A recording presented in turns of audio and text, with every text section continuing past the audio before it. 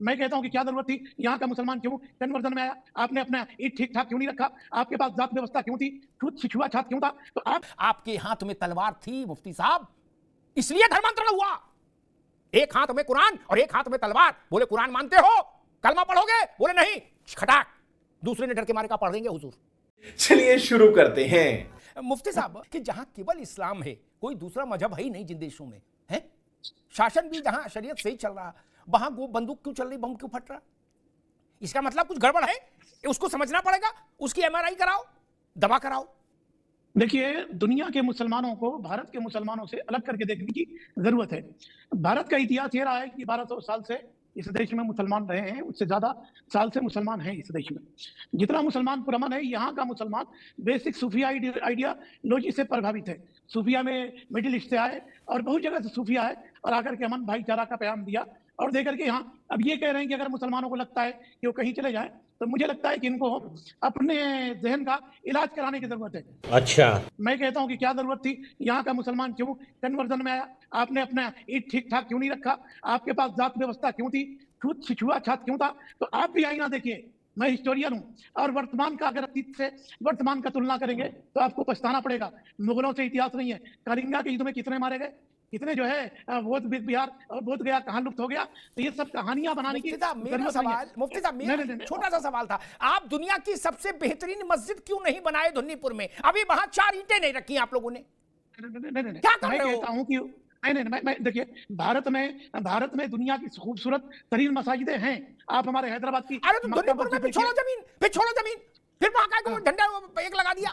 नहीं, मेरी बात आप इंटरप्ट कर, सुनिए पूरी बात। हमने तो नहीं मांगा, आपके सवाल का जवाब मैं देता हूं। आपने कहा कि मंदिर तोड़ करके मस्जिद बनाई गई, सुप्रीम कोर्ट ने तो नहीं कहा कि मंदिर तोड़ करके वहां मस्जिद बनाई गई। अगर मंदिर तोड़ के मस्जिद बनाई गई तो सुप्रीम कोर्ट ने क्यों दिया? क्या आप जुर्म भी करोगे, इनाम भी मिलेगा? तो उससे कोई मुसलमानों को दिलचस्पी नहीं है। बाबरी मस्जिद का मामला खत्म हो गया, मुसलमानों ने सुप्रीम कोर्ट का वर्डिक्ट को मान लिया, अब बार बार ये मुद्दा उठाने की जरूरत नहीं है। हाँ ठीक है, राम जी का मंदिर बन रहा, मुसलमानों ने पुरुषोत्तम मर्यादा श्री राम के खिलाफ कभी नहीं बोला, हम भी उनका आदर करते हैं, हम भी उनका रेस्पेक्ट करते हैं। मगर मैं कहता हूं कि 92 वाला जो हादसा हो चुका है उसको दोहराने की जरूरत नहीं है। ये भी बात सही है कि दुनिया में भारत बहुत आगे जा चुका है। मैं तो आगे यहां तक कहता हूं कि लोग अमेरिका नहीं, अब अमेरिका भी भारत की तरफ देख रहा है, तो दुनिया में भारत बहुत आगे जा चुका है। अब हम मंदिर मस्जिद से भी आगे निकल करके सोचे और प्रेम और सद्भावना की बात करें, मगर वो जो एक कटुता की बात करें, कहीं और चले जाओ। अरे भैया, हम अरब से नहीं आए हैं, हम अरब से नहीं आए कहीं जाने के लिए, हम यहीं के मूल निवासी है। हमारे बाप दादा का वतन, परदादा का वतन यही है, हम इसी गली की एक खाक से यही खाक में मिलाएंगे। न तुम्हारे बुलावे से आए हैं, न भगाए किसी के जाएंगे। ठीक है, समझिए। देखिए मुफ्ती साहब, कोई किसी को भगा नहीं रहा, कोई किसी को भगा भी नहीं सकता, और हिंदुस्तान का जो मुसलमान है उसमें 99% तो यही का कन्वर्जन है। ठीक, 10 पीढ़ी पहले चले जाओ तो कहां था मुसलमान, और बाबर से लेके सालार जंग और यमन और जो जितने आए वो अपने साथ कितनी आबादी ले आए थे भाई, वही रामलाल वही श्यामलाल, तो इस्लाम आंदोलन। और जो बात कही मुफ्ती साहब ने उससे मैं सहमत नहीं हो सकता कि तुम्हारे यहां छुआछूत क्यों थी। नहीं मुफ्ती साहब, आपके हाथ में, आपसे माफ करिएगा, आपसे मतलब जो लोग उस वक्त शासक थे इस्लाम के, औरंगजेब जैसे लोग, आपके हाथ में तलवार थी मुफ्ती साहब, इसलिए धर्मांतरण हुआ। एक हाथ में कुरान और एक हाथ में तलवार, बोले कुरान मानते हो, कलमा पढ़ोगे, बोले नहीं, खटाक, दूसरे ने डर के मारे का पढ़ देंगे हुजूर। सालार जंग आए था ना तोड़ने, वो ने अयोध्या पे हमला करने, वो भी बाबर से पहले तो वही आए थे। क्या हुआ था, सुहेल देव ने क्या हाल किया था, अयोध्या ही निशाने पर क्यों थी? जमीन कम थी आपके पास, आपसे मेरा मतलब आप नहीं, उस समय के शासकों से कह रहा हूं, जमीन कम थी आपको मस्जिद बनाने के लिए, या पूरे हिंदुस्तान में हुकूमत कर रहे थे तो आपको अयोध्या, मथुरा और काशी की जरा सी जमीनें क्यों चाहिए थी? हमको मालूम है क्यों चाहिए थी मुफ्ती साहब, वो बुघाव मत कुरे दिए, बहुत कड़वाहट हो जाती है। पूरा ब्रज खाली था, 1000 एकड़ में मस्जिद बनाते आपने वहां कृष्ण जन्मभूमि के ऊपर मस्जिद क्यों बनाई, आपने ज्ञान वापी के ऊपर मस्जिद क्यों बनाई? इसका कोई उत्तर है क्या? जमीन नहीं थी क्या बनारस में? सैकड़ों एकड़ जमीन खाली थी, सैकड़ों एकड़, क्यों बनाई? इसका उत्तर आज तक मुझे कोई नहीं दे पाया। 35 साल से तो मैं चर्चा कर ही रहा हूं इस विषयों पर, इसलिए मुफ्ती साहब ये विषय ठीक नहीं। हमको मालूम है जन्नत की हकीकत क्या है, क्यों बनाई थी बादशाहों ने वहां मंदिर तोड़कर मस्जिद, हमको मालूम है वो क्या मैसेज देना चाह रहे थे। वो मैसेज स्वीकार नहीं भारत को। ये बड़ी अच्छी बात कही आप।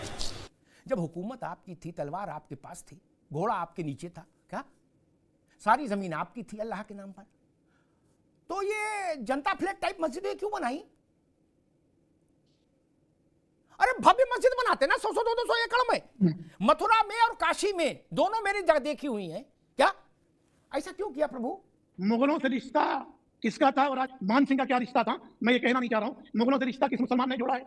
मैं कहता हूँ कि मुगल तो मंगोली थे, मंगोलियों से मेरा क्या रिश्ता है, मुगल से हमारा क्या रिश्ता है? मुगल से बार बार आप मेरी तरफ मंसूब करके जोड़ करके जो आप मुसलमानों को कटघरे में खड़ा कर रहे हैं मुगलों से। और रहा सवाल कन्वर्जन का तलवार के जरिए, तो हजारों साल के हुकूमत के बावजूद मुसलमान अल्पसंख्यक में क्यों है बताइए?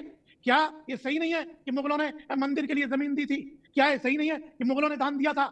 क्या सही नहीं है कि मुगलों के दौर में भी मंदिर को जमीनें दी गई थी? चल झूठा। और मंदिर मस्जिद एक जगह की बात है प्रभु, आप भी आइए तेलंगाना में आइए, कई मस्जिद मंदिर एक साथ बन करके। यहाँ तो मुगलों ने शासन नहीं किया था, देश का कल्चर था, देश की तहजीब थी, देश जब उन्होंने बनाया। इस तहजीब की कीमत हमने बहुत चुकाई है। हमने इस तहजीब, मुझे तेलंगाना पता नहीं, लेकिन हमने अयोध्या में, मथुरा में और काशी में इस तहजीब की कीमत बहुत चुकाई है। दो की बात कह के कृष्ण मोहन के पास जाऊंगा, वो कहेंगे जो अपनी बात कहनी होगी।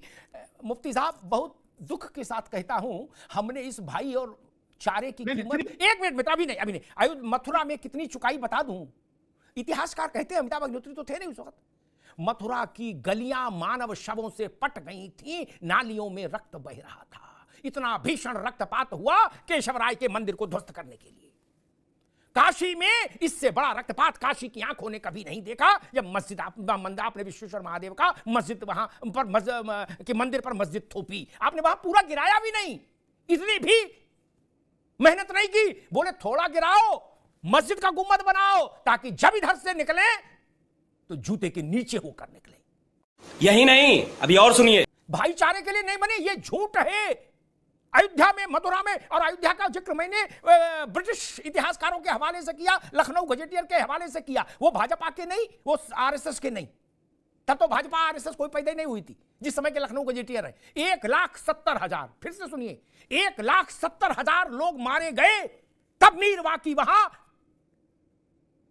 भगवान राम का मंदिर तोड़कर मस्जिद बना पाया। ये भाईचारा है। अगर ये भाईचारा है तो ऐसे भाईचारे में तुरंत माचिस लगाओ। ये भाईचारा नहीं चलेगा जिसकी कीमत 1,70,000 प्राण हो। ना जी ना, दूर दूर रहो। गजब बेइज्जती है। मौलाना की ये भयंकर कुटाई कैसी लगी आपको? अमिताभ जी की बातों से आप लोग सहमत है तो कमेंट में जय श्री राम अवश्य लिखें। एंड ये वीडियो के बारे में आपका कोई दूसरा राय है वो भी कमेंट में ज़रूर लिख के जाना। वीडियो अंत तक देखने के लिए आपका बहुत बहुत धन्यवाद। अगर वीडियो अच्छी लगी तो एक लाइक, और चैनल पर पहली बार आए हैं तो ऐसे ही वीडियो देखने के लिए सब्सक्राइब भी कर लेना। चलिए मैं मिलता हूँ अगली वीडियो में, तब तक के लिए जय हिंद, जय भारत, जय सिया राम।